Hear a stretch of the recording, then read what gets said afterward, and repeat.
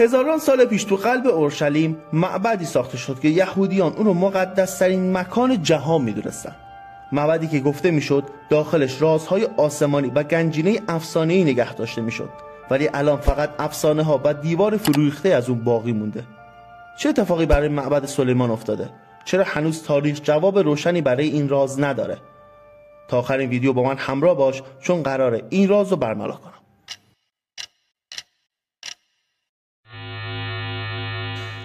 برای درک اهمیت معبد سلیمان باید به قرن دهم قبل از میلاد برگردیم. سلیمان نبی پسر داوود به عنوان بزرگترین پادشاه یهود شناخته شد و تو زمان اون اسرائیل به اوج قدرت خودش رسیده بود و تونست بزرگترین آثار دوران خودش یعنی معبد سلیمان را خلق کنه. این معبد فقط یک مکان مقدس برای یهودیان نبود، بلکه تبدیل شده بود به سمبل و قدرت پادشاهی سلیمان. طبق کتاب مقدس یهودیان معبد تو قلب اورشلیم ساخته شده. سلیمان با استفاده از معماران ماهر و بهترین مساله اون دوران این معبد رو ساخته بود. دیوارهای معبد از طلا و درهای اون هم از بهترین و گرونترین چوب‌ها ساخته شده بود و هر گوشه این معبد شکوه پادشاهی سلیمان رو نشون میداد. برای یهودیان معبد سلیمان چیزی فراتر از یک ساختمان معمولی بود. این معبد نه تنها مرکز مذهبی قوم اسرائیل بود، بلکه نمایانگر حضور مستقیم خدا بر روی زمین برای یهودیان بود. برای همین یهودیان این مکان را مقدس‌ترین جای جهان می‌دونن.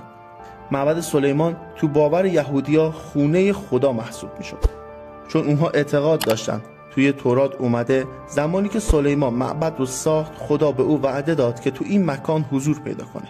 این وعده برای یهودی‌ها به معنای ارتباط ویژه با خداست. تو قلب معبد مکانی قرار گرفته به نام تابوت عهد. تابوت عهد ظرفی بود که 10 فرمان خداوند توش نگهداری میشد. معبد سلیمان شامل بخش‌های مختلفی بود، اما مکانی به اسم قدس القدس یعنی مکان مقدس‌تر مهمترین بخش اون بود که فقط برای کاهنان بزرگ و قدرتمند قابل دسترسی بود و تابوت عهد تو اونجا قرار داشت. تو باور یهودی‌ها قدس القدس به عنوان نقطه اتصال میان زمین و آسمان بود. مردم از سرتاسر سرزمین اسرائیل به معبد می اومدن و توی مناسک دینی شرکت کنند. معبد 3 مناسک سالانه به اسم پاسخ به عید، عید فطیر و عید هفته ها در معبد برگزار می شد که یهودیان تو اون شرکت می کردن.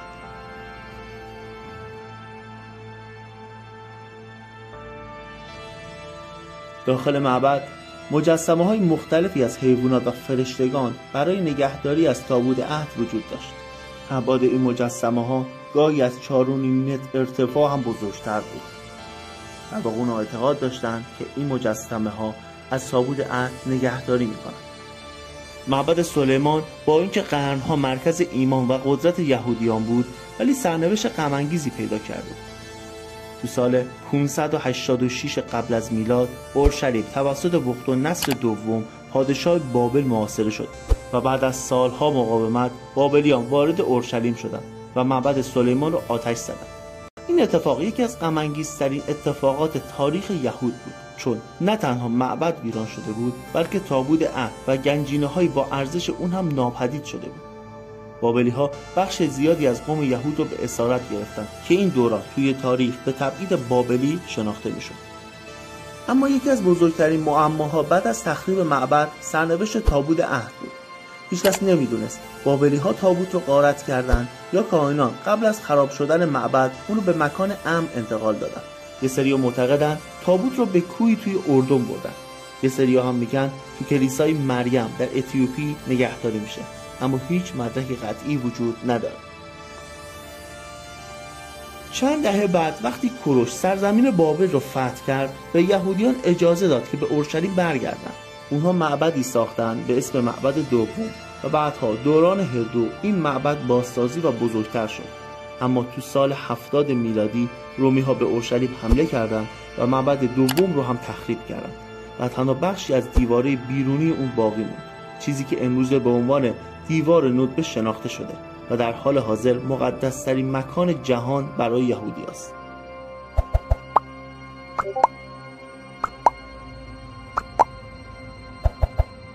ناپدید شدن تابوت عهد باعث شد بعد از گذشت هزاران سال هنوز این سوال برای خیلی ها وجود داشته باشه که سرنوشت تابوت عهد چی شد؟ به غیر از نظریه انتقال تابوت به کوه نبو و نظر وجود تابوت تو کلیسای مریم، خیلی از پژوهشگران اعتقاد دارند تابوت هنوز از اورشلیم خارج نشده و هنوز توی تونل ها و زیرزمین این شهر دفن شده.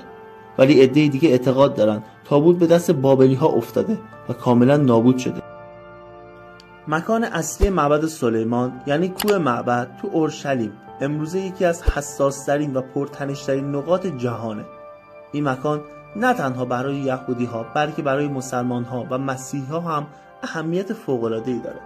یهودی ها این محل رو مکان معبد اول و دوم میدونن و رویای ساخت معبد سوم رو دارن و مسلمان ها معتقدن این مکان همون جایی که مسجد الاقصی که مکان مقدسی برای مسلمان ها هست قرار داره و برای مسیحی ها هم کوه معبد بخشی از تاریخ مقدس و روایات کتاب مقدس است. مسئله معبد سلیمان فقط یک موضوع تاریخی و مذهبی نیست. خیلی‌ها معتقدند خیلی از تنش‌های خاورمیانه امروز به صورت مستقیم و غیر مستقیم به این مکان مربوطه. در متن‌های تاریخی و حتی کتاب تورات معبد سلیمان پر از طلا و گنجینه‌های ارزشمند اشاره می‌کنه و همین مدرک باعث درگیری بر سر تصرف این مکان هست. اما بزرگترین سوال هنوز بدون جواب مونده. تابوت عهد و راز معبد سلیمان کجاست؟ به نظرتون روزی این راز آشکار میشه؟